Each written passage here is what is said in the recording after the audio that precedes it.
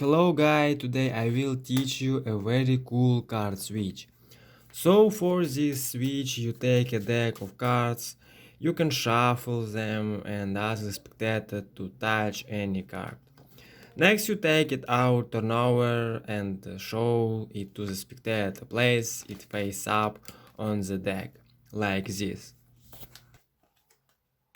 That is, then your task is to raise two cards, as if you want to make a double lift, like this. It's easy, try it. Alright, and then you task, show how to make a change switch. That is, once again we take out some card, show it to the spectator, pat it face up and lift two card.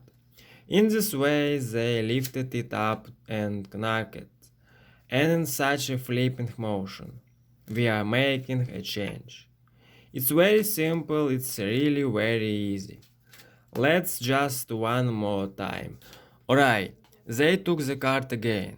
Made the switch, that is, we have a random card in the center and at the top there is a spectator card.